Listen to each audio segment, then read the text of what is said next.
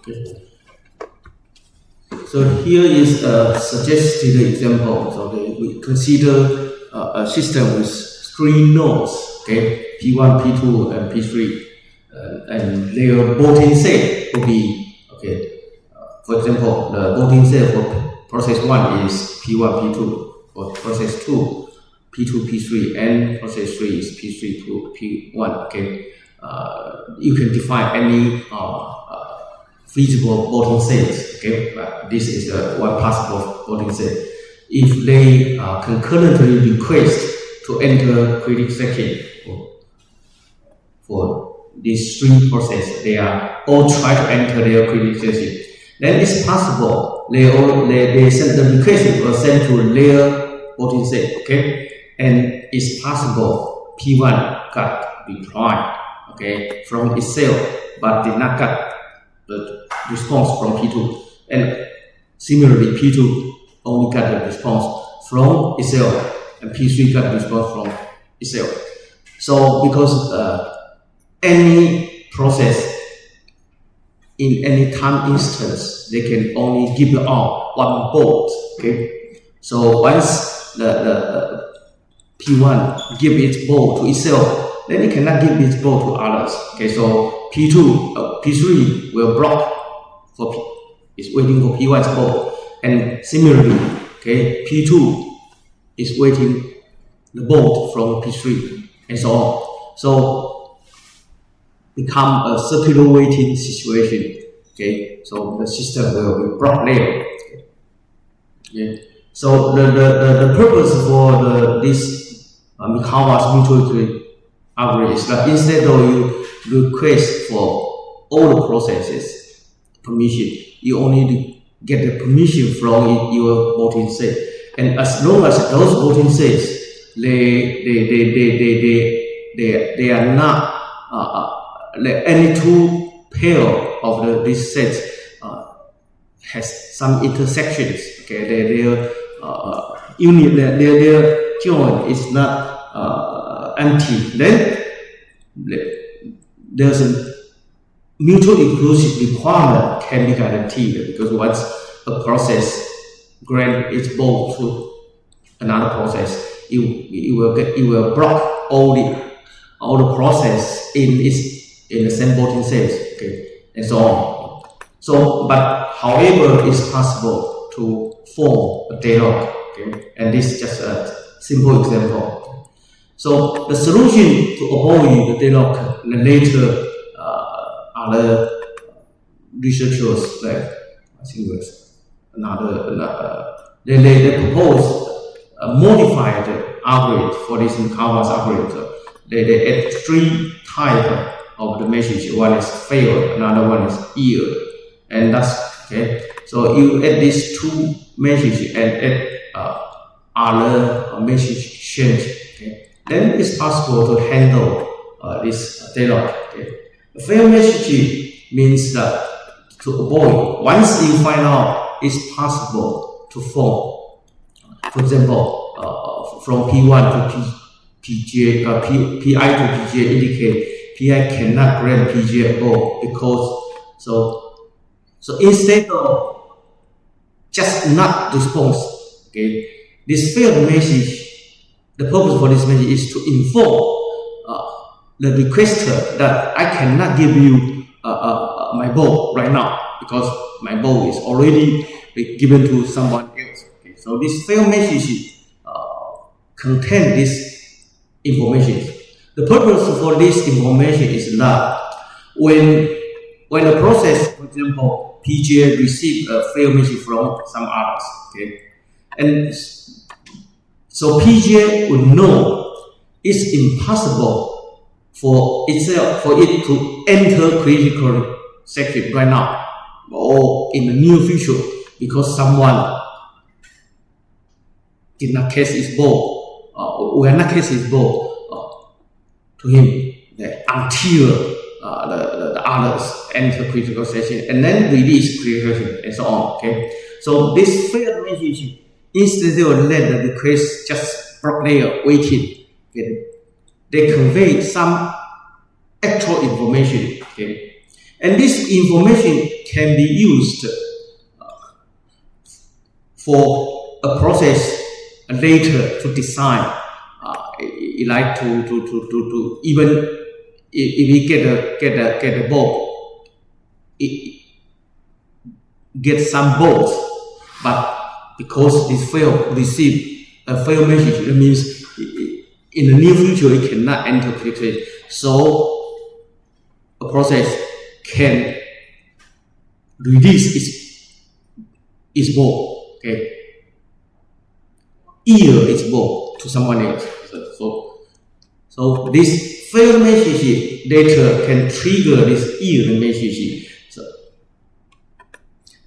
So yield message is used for the two processes to communicate in such a way that PI return its bulb from PJ back to the PJ. Okay. So if a process find out it cannot enter critical stage, but it holds some bolts, then it's possible it can yield those granted bulb back to the original grantor. So the grantor can grant its bulb to others. Okay. So by using this tool, then it's possible you can block the circular weighting. Okay. So with these two messages, to avoid deadlock, any process maybe need to yield a bulb if a timestamp of his request is larger than the timestamp of some other request waiting for the same bulb. Okay. And this timestamp is just some kind of global logical clock. Okay, you can use the local clock plus the process ID concatenate together as a global logical clock using this as a timescale, so they can uniquely define the order of the requester. So whenever a process try to enter critical stage, first thing is you get a global timestamp. Okay, get its local clock value plus its PID and concatenate as a timestamp. So later all the messages that they exchange will concatenate with this timestamp for the requesting first to enter critical section. Okay. So to avoid, then this is possible, okay, and this inquire and yield process can be added in such a way that, okay, so when the process receive a request and it found out its bulb is already been assigned to someone else, and then you can check the new requester's timestamp with the timestamp of the original granted requester's timestamp. If the new requester has a high priority of timestamp, that means the timestamp is smaller than the bulb granted requester. That means this one should have high priority. Okay, but because the bulb is already being granted, so now this process, instead of send a fail message to the new requester, it's possible it can send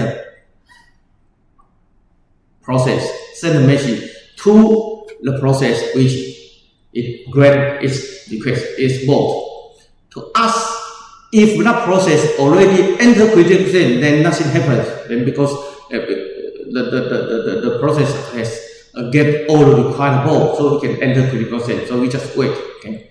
If the process has not entered its critical stage yet, that means it's still waiting for something. Then the process can use yield message to return its bulb to the original grantor. So then the grantor can re-grant the bulb or request the bulb to the new requester, which has higher priority from based on its timestamp. Okay. So by using this mechanism, now this deadlock, then it can be broken, because now it's impossible to form a circular weight forever, because for example, if the timestamp, global timestamp for P1, P2, P3 is in order, process 1 request has highest priority. Then eventually, if P2 get the ball initially, then later when P2 get the request from P1, because the newly requested request has high priority than P2 itself, so P2 need to yield. Okay, so we just using the yield inquire message and yield message. So the P2 will revoke its ball and then resend request the ball to P1. Okay, based on this voting set 1. Then so the P1 can get all the ball required and enter its pre-process. Okay. So by using global timestamp with this new failed and yield message and inquire message, okay, so you can try to revoke your original ball assignment. If the process has not get all the collect all the necessary ball yet, then it's possible you can revoke the ball. Okay, and so by using this, the deadlock of the Mikawa's mutual exclusion algorithm now become deadlock free. Okay. The second question is that discuss 3 possible cache location policies. Okay. The caching in distributed file systems, okay, in general, the caching can be happen in 3 places. Okay, one is in server's memory and client's memory or in client's disk. Okay.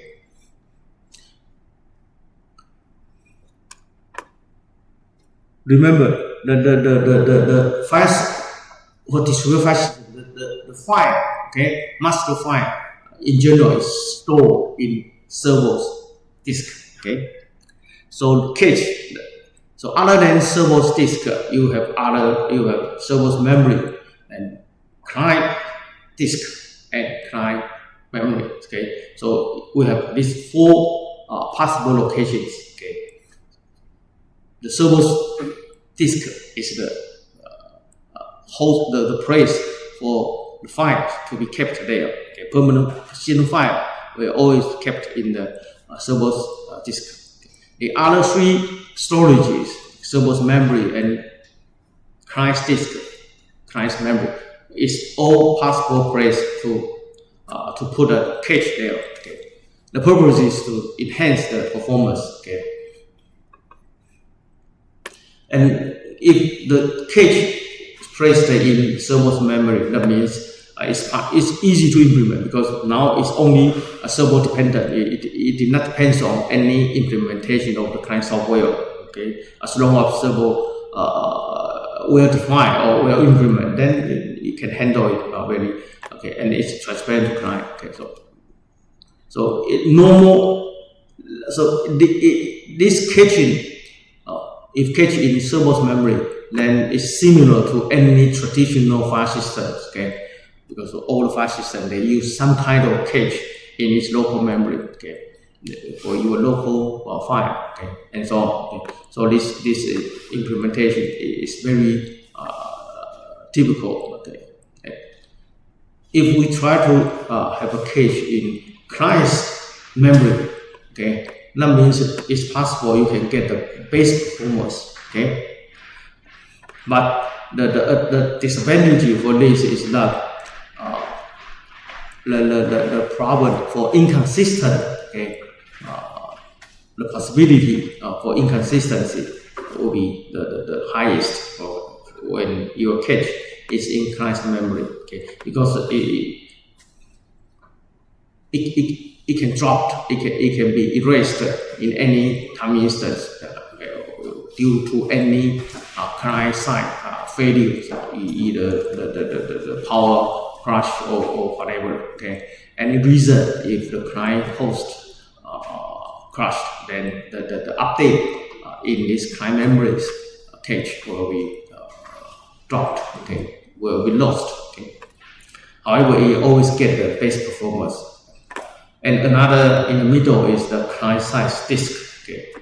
The advantage for this is that now it can cache more data in there, because usually disk has more capacity than the memory. Okay. Question 3 asks for the pros and cons of blocking and non-blocking message passing. Okay.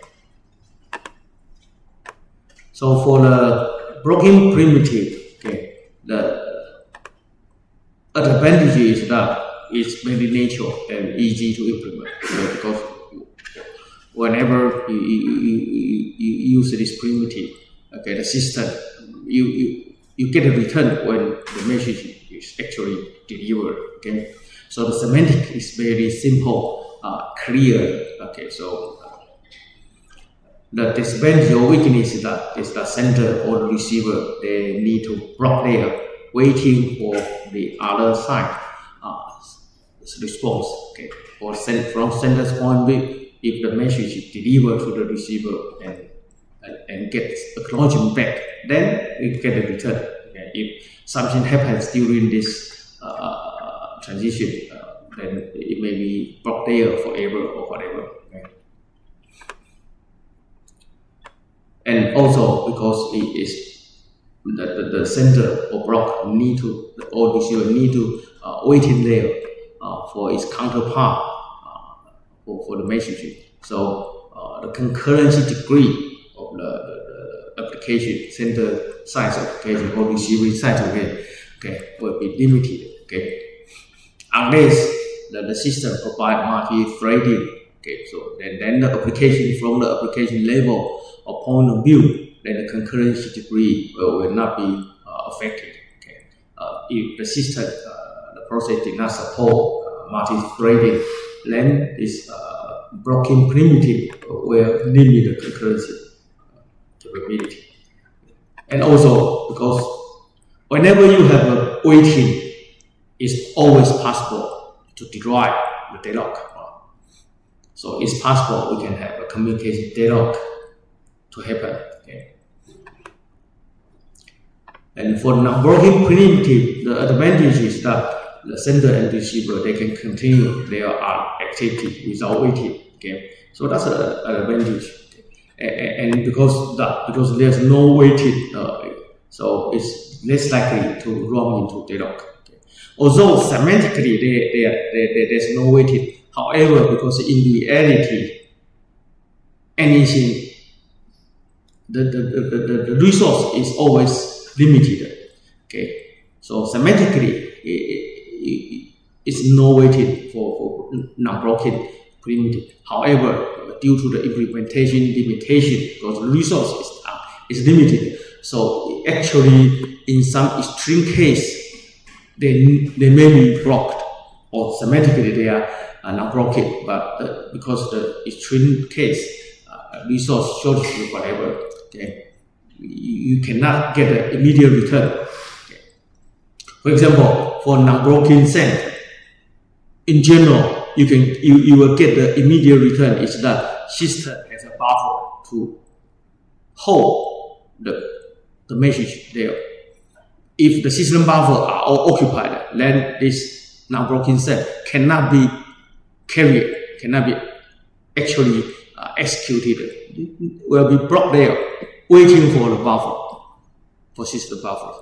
So in those extreme cases, this system buffer may become the resource they are competing. So it's possible. We will not go to the communication deadlock, okay, but you may go to the resource deadlock, okay, because the resource shortage. This resource shortage may not be triggered by the communication purpose, but maybe by other purpose, but by this resource competition, because the system buffer usually is not only used for the messaging, they also used for other purpose. Okay, so it's possible you have this resource shortage and you enter somehow deadlock state because the buffer management. Okay. So here we always say it's not less likely, okay, unlikely to happen, but it's possible to happen in very extreme cases. Okay, and the reason for this usually is not because the message passed, but because other factors.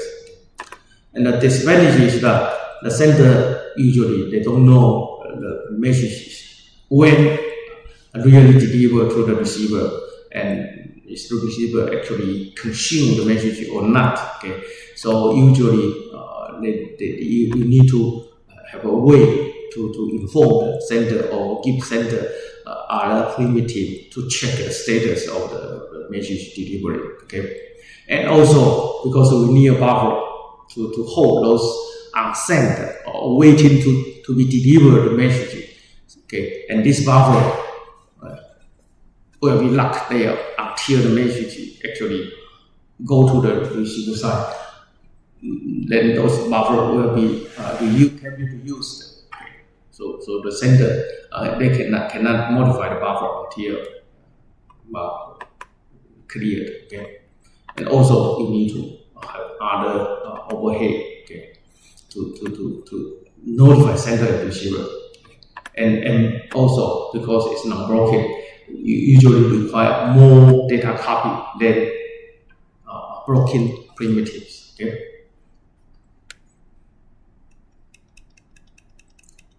Question 4.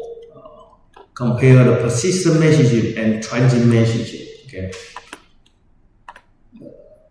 Persistent messaging usually means that messages will be stored as long as possible. Okay, necessary or communication purpose. Okay. For example, the email.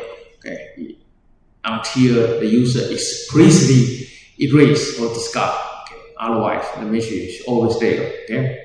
And transient messaging usually means the message only exists during the life cycle of the sender and the receiver. Okay. If a sender or receiver they are terminated, then the message related will be discarded. Okay. So the purpose usually are different.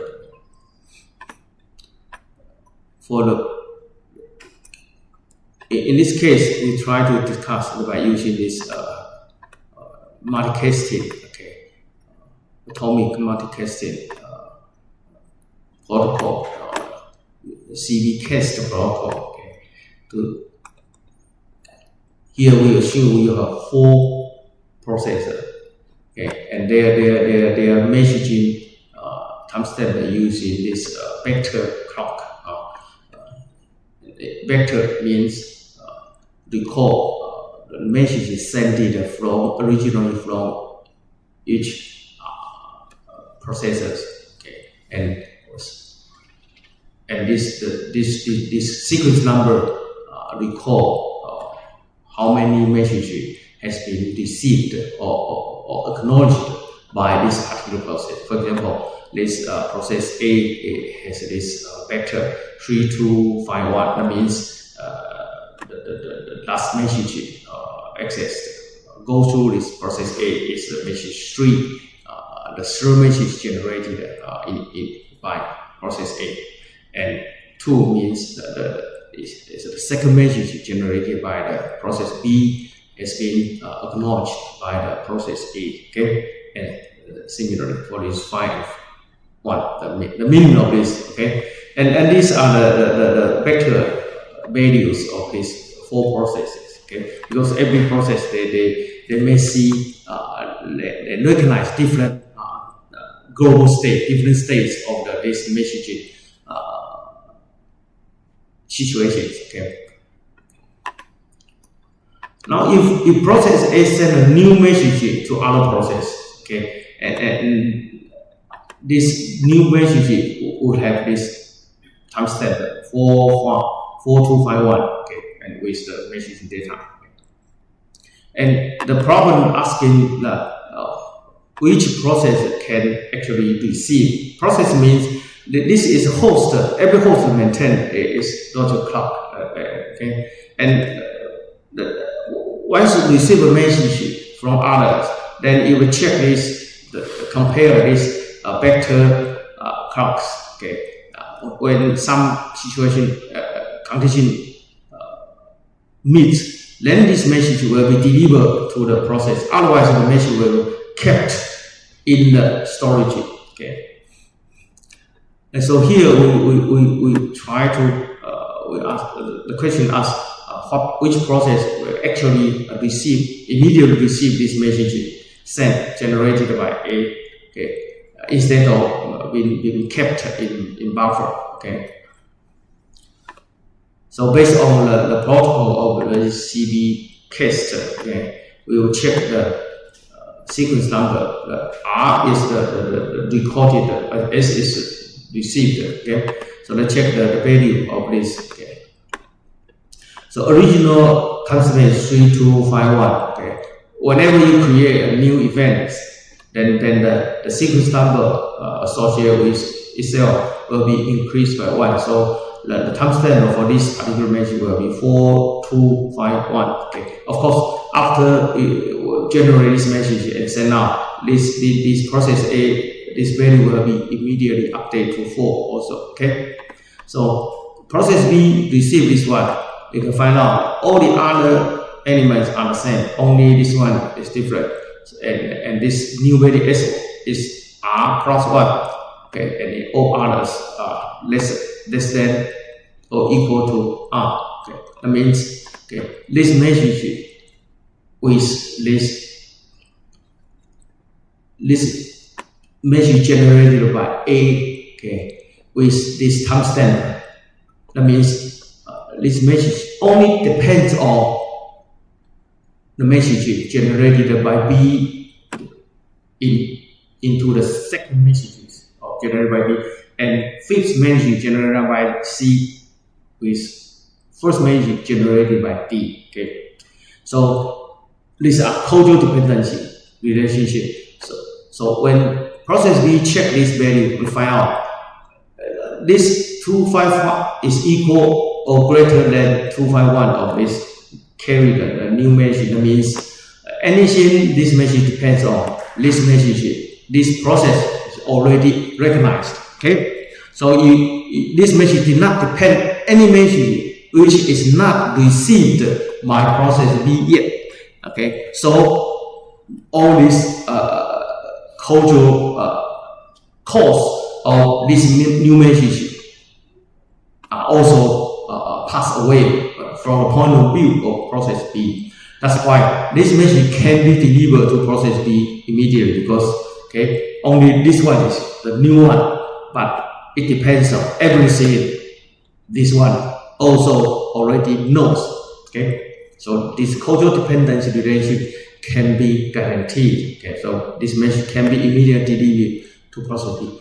But from point of view of process C, you can see that 251 and 251 they are same. So again, this message, all the codes are the same. But however, there's one message missing because this one is 4, and the process C only see second message generated by A. So process C, there's one message it's not come yet from the point of view C. The message 3, the third message generated by A, because for some reason, did not arrive. So this message cannot be immediately delivered to C yet. It needs to be kept in the buffer until this 3251, the message 3251 comes in. Then this process can carry the execution for this, and after that, then they can carry this process, can process this message. And again, for the process D, this 251, this message is not the sequence number. This one is larger than this one. That means, from point of view of process D, there's some message is missing. It did not anticipate yet, so it cannot process this message immediately. You need to wait until this fourth message generated by the fifth message generated by process C being delivered or processed by process D. Then it is possible to process this one. So for this particular problem, only process B can receive this message immediately. These two, they cannot receive. The question 6 discuss the difference between replication and caching. Okay. In general, replica is a copy of the server disk. The cache is a copy of a replica. Okay. So the replication usually is from the point of view of the server. Okay. The replication is managed by the server software or server application. Caching usually managed by the client software. In general, okay. And also caching usually refer to a particular replica. Okay. If a file has 3 replicas, then you have replication A, replication B, replication C. And whenever we're talking about a cache, usually you refer this cache is cached from replication C or replication B. Okay, so it's a copy of a replica. Okay. So that's the definition difference. Okay. And because cache usually is a copy, and here the copy may not be a full copy. In general, it may be just a partial copy of a replica. But the replica is the full copy of the original file. Okay. The second difference is that cache usually is depend on the locality of the file X pattern. Okay. So caching usually depends on the client. Okay. If a client process it resides in the host A, then usually you will create a cache in host A. Okay. So the location of a particular cache depends on the access, okay, the file access, the access client, okay, the location of the access client. It's not dependent on the server, okay. And the replica depends on the availability and performance of the requirement. That means the system, you create how many replications for a server for a file. It depends on the system loads and the overall availability you require. Okay, so it's not depends on the location of the client process. And another thing is that replica usually is persistent and widely known. Okay, so whenever you create a replication of a particular file, the replication is similar to the original copy, will be persistently located there. Okay, or in general, it's more persistent than a cache. Okay, because a cache can be removed time to time when the client access that particular file no longer require that particular file, and then those cached file or partially cached blocks will be deleted.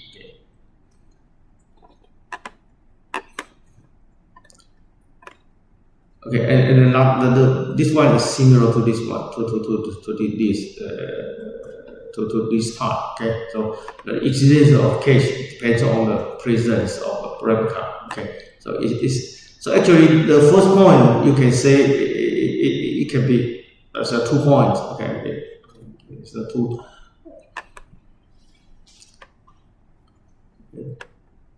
Question 7.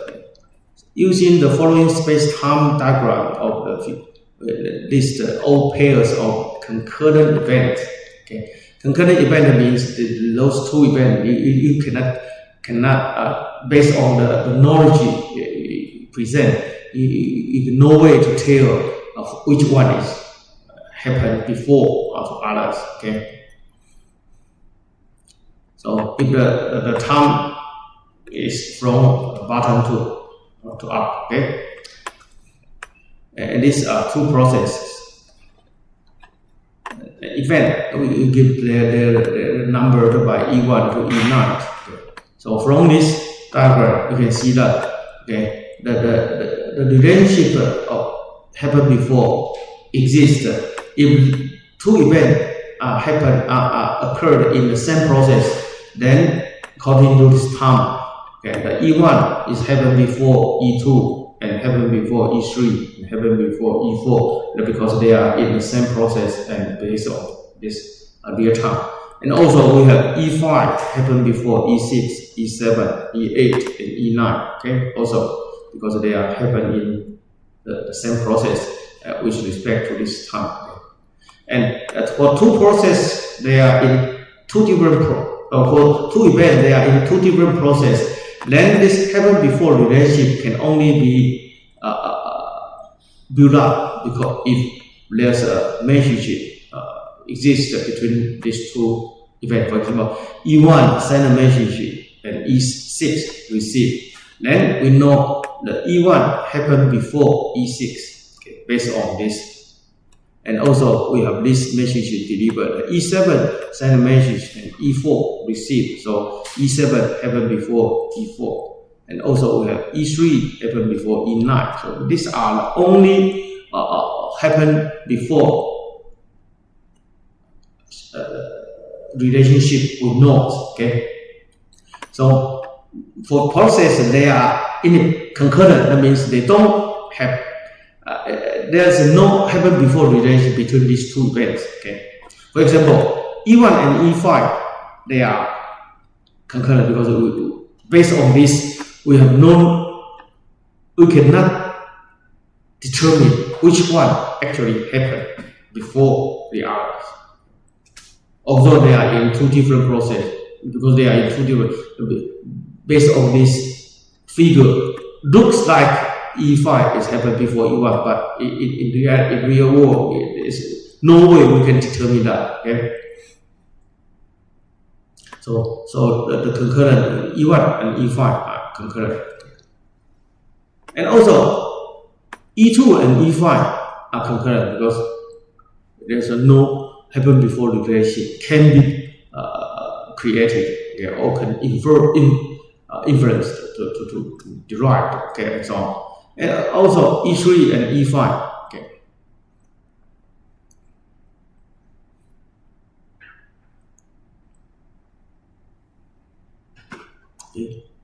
But E4 and E5 we can derive happen before relationship because E5 happened before E7 and E7 happened before E4. Okay, so E5 and E4 we have happened before relationship because you can find a path from E5 to E4. Okay, so these three are concurrent to E5 in some sense. Okay. And now because this one happened before this one, so all this happened after this one. So all this happen after this one. So E1 only concurrent to E5. It cannot concurrent to others. Okay. And E2 concurrent to this one. And also E2 concurrent to E6 because you cannot find derive any path from E2 to E6. Okay. Then also E2 to E7. Okay. E2 to E8. But E2 to E9 is not concurrent because you have this path. E2 happened before E3, happened before E9. So E2 is concurrent to these three.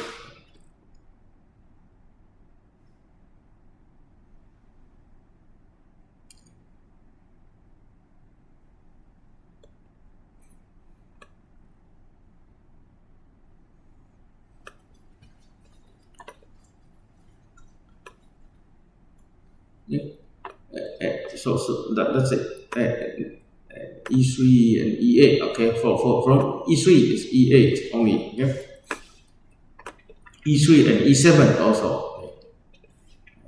E2 and E6, E2, E7, E8. E3 has concurrent to these two. Okay.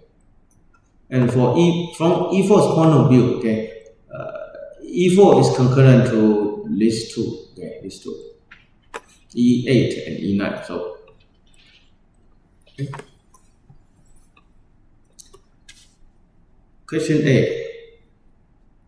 The design characteristic of Android file system, okay, and to achieve high scalability. In general, there's two unusual design for the Android file system. Okay. The first one is they use the whole file serving. Okay. That means whenever you try to access a file, you open and you lock the whole file. The entire content of the file, okay, will be transmitted from the server to its client. Okay. That's initial design. Okay. But later, because of the file size become larger and larger, okay, and different kind of audio, especially video or multimedia files, okay, the size of the become very huge. Okay, so then later version of the Android file system, okay, they use instead of the whole file, they use 64 kilobytes as a trunk.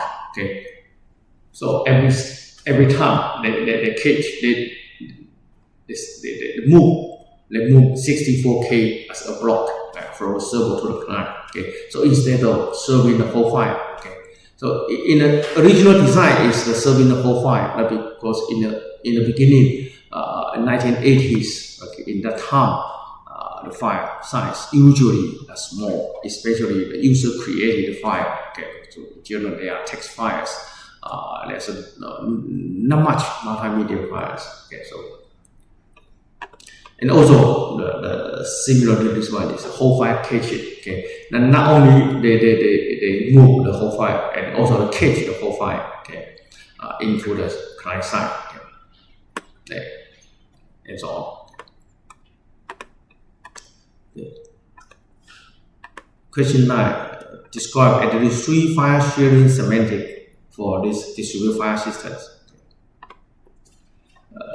File sharing semantic in distributed file system. Okay, we have 4 kinds of at least 4. One is one copy update semantic. That means whenever any process update, any client update, then this update should be immediately visible by the others. Okay, so that means it's one copy update. For example, Unix is using this semantic, or sometimes we call it Unix semantics. Okay.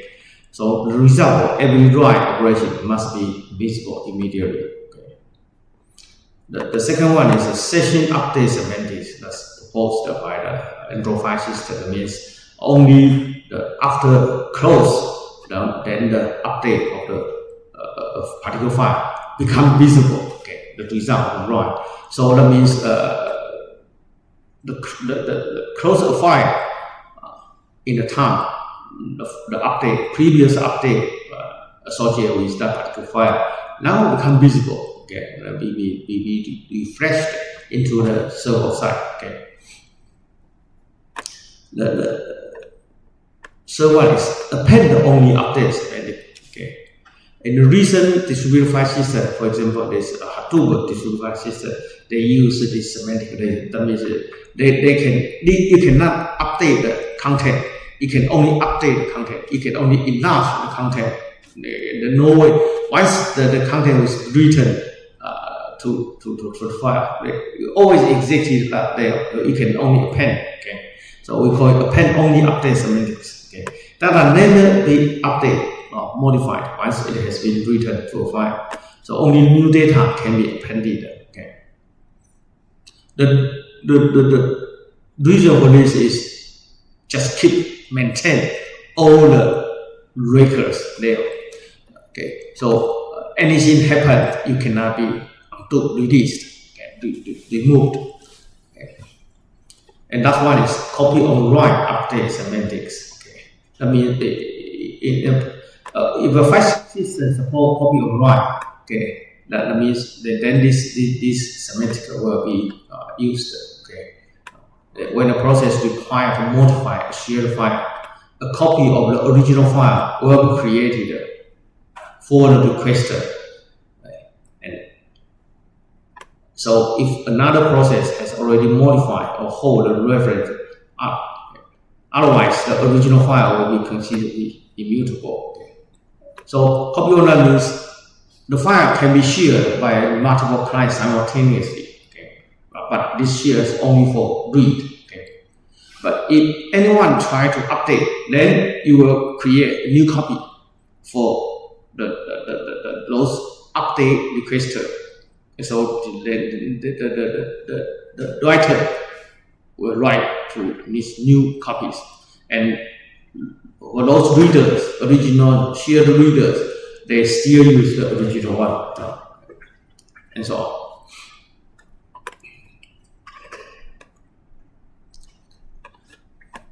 So this will make the file can be shared to as many clients as possible. Okay, as long as those shared clients they are only doing real access, then they can all share the same files.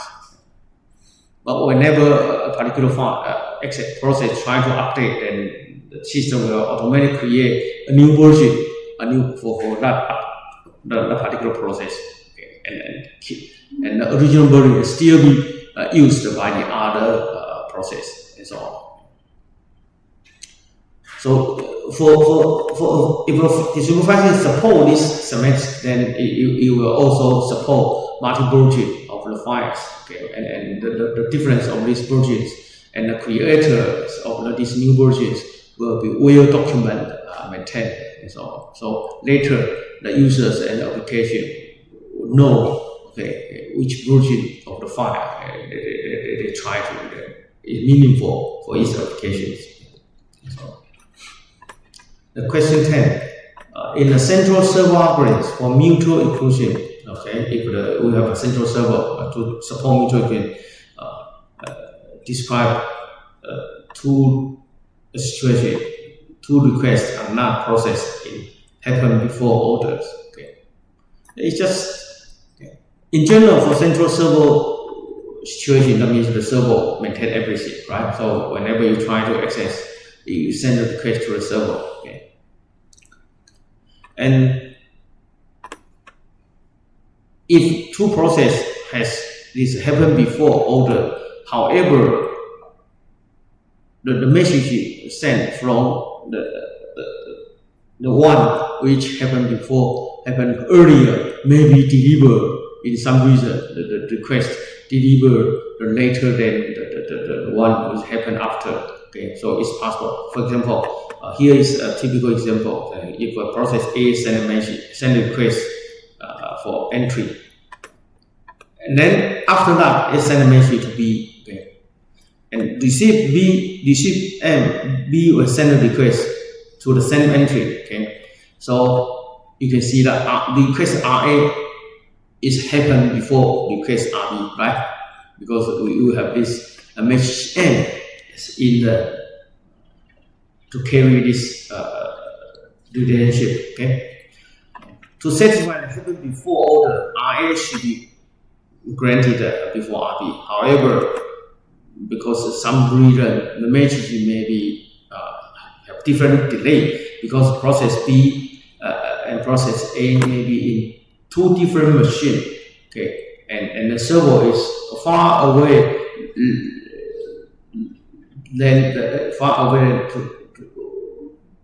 to respect to B than A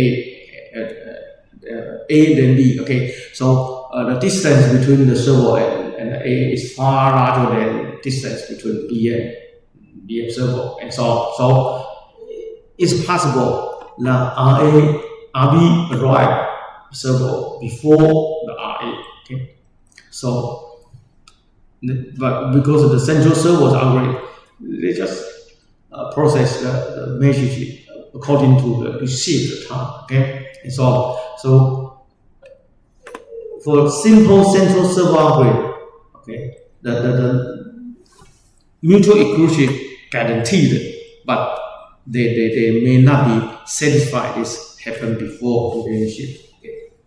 So if you try to use in central server mutual inclusion algorithm to support mutual inclusion and also make sure those requests are served according to their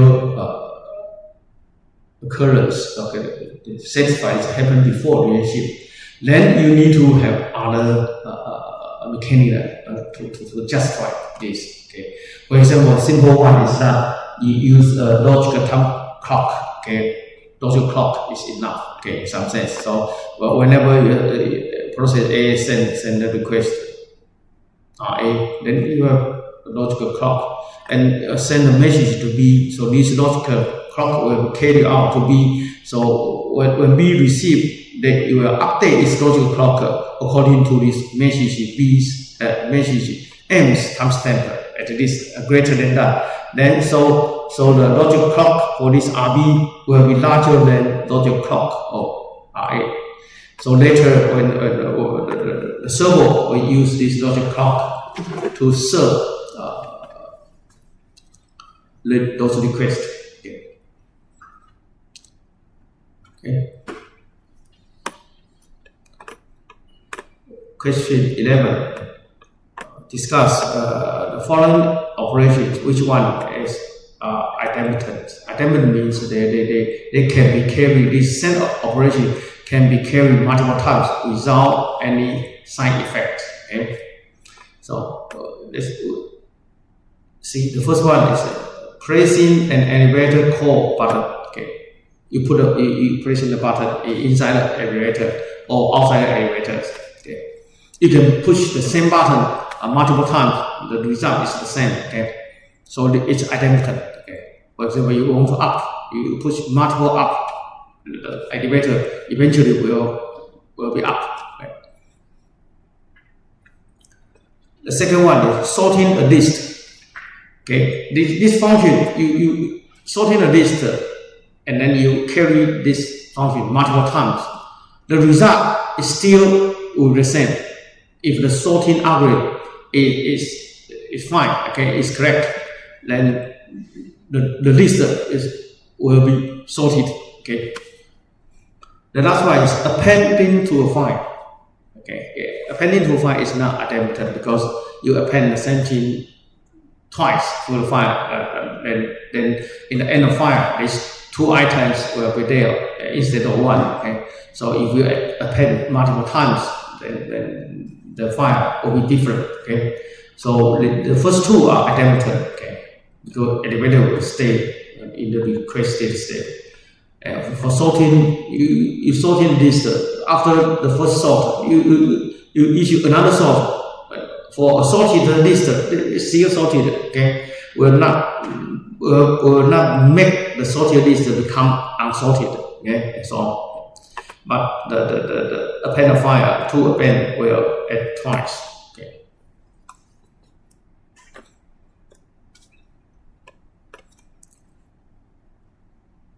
Next question, we talking about the Berkeley's clock synchronization algorithm. Okay, client A has a time 5:05, B is a time 5:15, and server has time 5:25. Using Berkeley algorithm. Okay, after they synchronize, what would happen? Okay, so server will send out 5:25 to A and B and itself. Okay? So and A will compare this 5:25 and 5:05. Will know that it's late for 20 minutes, 20 seconds. So A will send -20. Okay, that means it's to server. And B also send -10 because it's late for 10 seconds. And S send out 0 to itself. And -20 -10 divided by 3 is -10. Okay, that means S will send 10. -10 means in average. Okay, so from the point of view, so S will send 10. The reason is 10 is -10 plus 20 will equal to 10. Okay, this -10 minus 20. Okay, so the average -10 using this formula, average minus the delay, the result sent back from A is -20. So it's -10 plus 20 is 10. So it's sent 10 to A.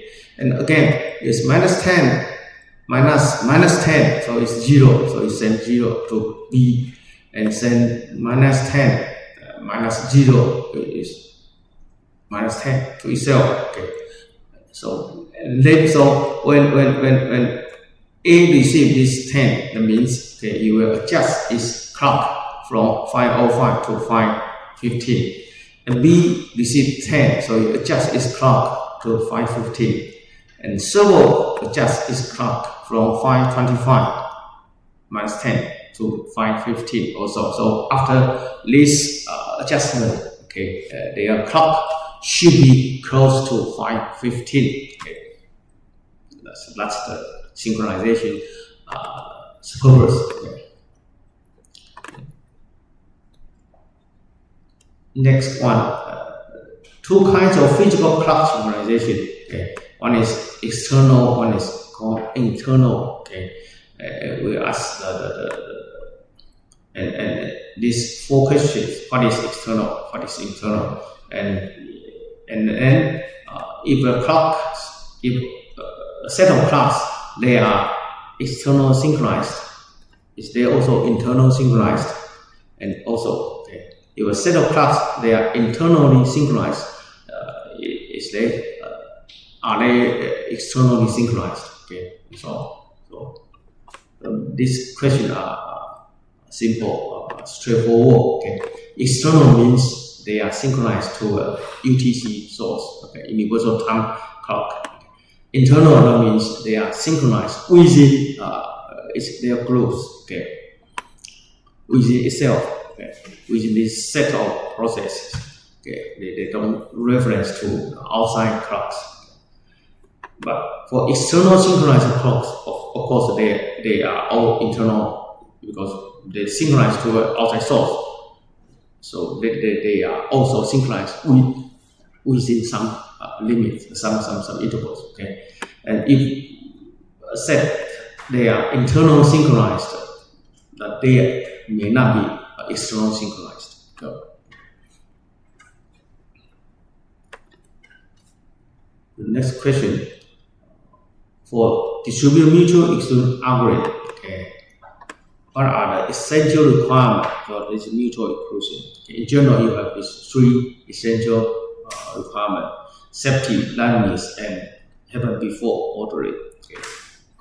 Means safety, that means every process they may execute at most one process in critical section. Okay. So that's the meaning of mutual exclusion. Okay. So safety means it satisfies this primitive mutual exclusion requirement. Okay. In any time instance, only one process will be inside critical section. Liveness means when a process tries to enter and then they issue this request. Okay. And eventually, okay, that means when the process enter its critical, eventually will leave its critical section. So no process will be inside, stay in its critical section forever. Okay, so that's the liveness. That means a process always progress until end. Okay, so it will not stay there, stay in critical state forever. Okay. The last one is happen before ordering. That means entering critical session should be granted. The order should be somehow corresponding to happen before ordering. Okay. Of course, this happen before ordering you can define based on this happen before relationship. Okay, defined in Lempo's definition, or you can define your own happen before. Because sometimes it's difficult because happen before is only a partial ordering. Okay, it's not a strict, not a total ordering. Okay, so you may need to add some actual constraint so that this become total ordering, and then you use this total ordering to as a tiebreaker. Okay, to distinguish two requests. Next question. 3 possible options for client-initiated cache validation policy. Okay. in distributed file system, you use client cache, okay, to enhance the performance. Then it's possible you need to maintain. You need to make sure the cache is ready. Okay, the content of the cache is same as the server. Okay, and the content of multiple caches, they are identical, they are consistent, and so on. Okay, so time to time, client processor need to have a way to validate its current cache is still valid or not. Okay, so this client cache validation policy means you try to make sure your cache is still valid. Okay, and client initiated cache validation means the client initiate this validation process. In general, you can check for every access. So you validate before every access, or periodically do the checking. The last one is check when you open the file. Okay, then you check to see your current content. Current cache is same as the file itself. Okay, the granularity or the time.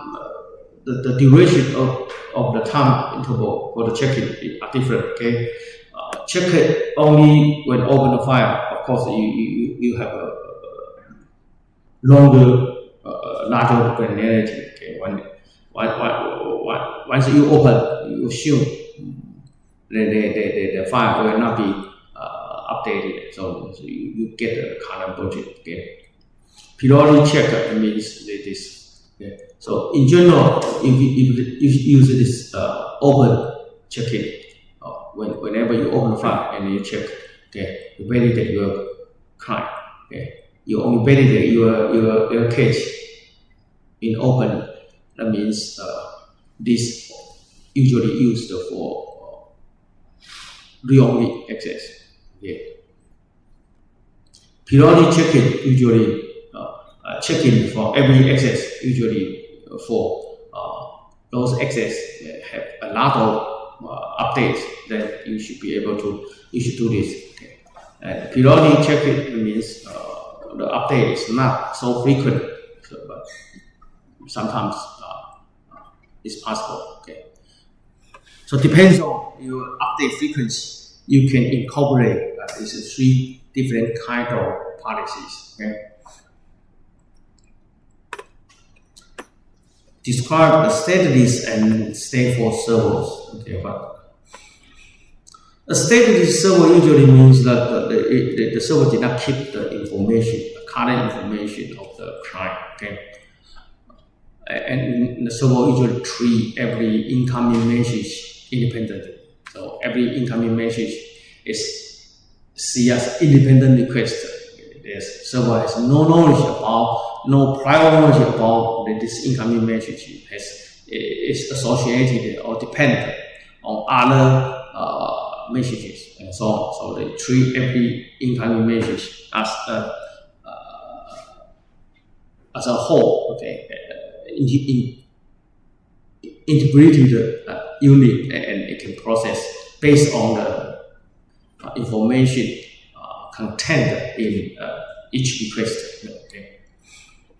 And the stateful server usually need to maintain client's situation state information, so it can keep track what kind of messaging exchange between this particular client and the server and so on. So whenever you receive a new request, it knows what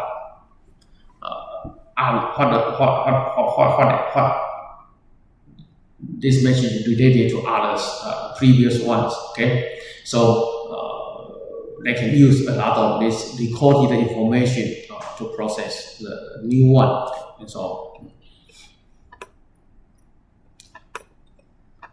By using robust stateless server, you may have some weakness or penalties. The first one is, in general, the message will become longer because each message need to be self-confined. Any related information need to be contained inside this message. Otherwise, the server may not be able to process this request. So you did not assume server know something. Okay, you need to assume server know nothing about this new request. So anything server need to know, you need to contain inside this particular message, because every message is independent. Okay, and second, because the message usually is longer, so it takes more time to process. Okay, because you contain more information, so you need to process, require more time. Okay, of course, these are relative to the state for server. So if two functions are similar, but one implement as a state for one implement by using settings, then you will compare these two types of primitive. You will find out the state of this request usually we need to contain more information, so the message size will be longer, and the server need to process all these information, so it takes more time to process. Okay. The last question describe 4 kind of multi-copy update policies. Okay. Multi-copy update means the system has multi-replicas. Okay, your replication in some other place. For example, a file may have 4 replications. And whenever you try to update, you make sure these 4 copies they all get updated. Okay, so to update this multiple copy, usually we have this. The first one is read-only replication. Okay, if you did not, only immutable file can be replicated. So the reason for this is that you don't allow a file to have multiple copies. If the file can be updated, then by using this, you eliminate all the difficulty or all the complexity to handle multiple copy update. The problem for to handle this. So it's like you just ignore that will happen. So if a file can be updated, then it cannot have multiple copies. Okay, that's it. The second one is we call read one, write all protocol. Okay, that means because you have multi-copy, whenever you try to read, you can attach it to the request can send to any copy, and then you get the content. Okay, and whenever you try to write, then you need to make sure that the update will be committed by all the copies. Okay, so after the update, the next read will, no matter which copy this read used to access, they always get the most recent updates. Okay, so that's the policy may be used. We call read one, write all. Okay, whenever you try to write, you need to make sure all the copies are been updated. Okay, this one is good. Okay, and make sure that all the copies are consistent. Okay, but the problem for this one is that if a replication, the host container replication crashed, then you cannot do the update because you need to have all the copies being updated. Okay. To remove this situation, so the next one we call available copy protocol. Okay, so read one is similar. Write all, not write all, write to only write to all available copies. Okay, so if a copy crashed, then you just forget about it. You only update as long as the update is committed to all the available replication, then it's good enough. So when the replication crashed, the replication recovered, then that copy cannot be immediately be used to join the service.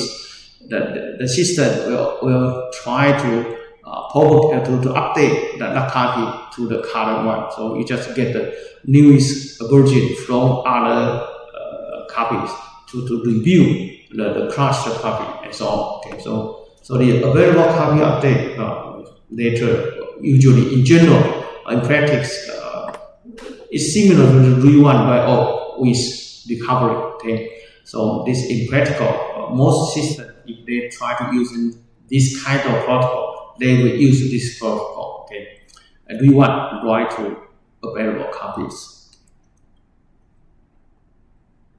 The next possible way is we call it primary copy update protocol. That means you assign one copy as a primary, the others are secondary. Okay, so again, whenever you try to read, you can attach to any copy, will be good enough. Okay, whenever you try to update, then for primary copy protocol, you only send a request to the primary, and after primary update itself, and the primary copy will propagate the request to the secondary copies. And now there's a tricky part. Okay, some implementation allow the primary copy immediately return after its own copy been updated, and it can return to the writer.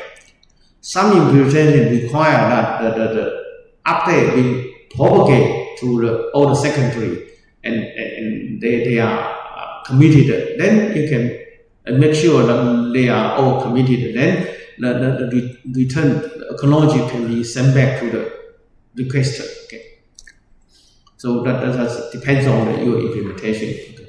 The first implementation will get a higher performance. Okay, but in general, if you use the first implementation, then you need to make sure that during the propagation of the update from primary to secondary, those secondary need to be temporarily become unavailable to serve new request. Okay. Because they did not contain the newest version yet. Okay. So if you use the first implementation, then when primary update is copied, and then before send back acknowledgement to the requester, the primary need to disable the secondary. So then those secondary become temporarily unable, then propagate the update, and each secondary will set itself become available when it receives the update and make sure the update is committed. Then it will become available again. Okay. So by using this way, you can get a better performance, okay, or faster response for the write access. Because then this the second approach, second version is the primary did not return acknowledgement to the requester. Okay, so it makes sure everybody, all the secondary has information committed. Then you send back the acknowledgement. Okay. The last one is column-based protocol. Okay, instead of you use the both. Okay, if a system, if a file has m copies and reoperation version, you set replica, colon is R, and right colon we call it W. Okay, so as long as write, they have always has an intersection. That means the value of re plus W always greater than n, and 2W is greater than n. Then you can make sure every reoperation always get the result of the base is right, and every write operation is performed on top of that is right. Okay, so that's these are the general multi-copy update policies, okay, available. Okay. So we'll stop here. Okay. Any question for the final exam? Again, encourage everybody send me your proposal of the question and answers. Okay, I will wait until Friday night, Friday 12 o'clock midnight. Okay, so I can prepare the final exam during the weekend. Okay. So good luck for the next week's final.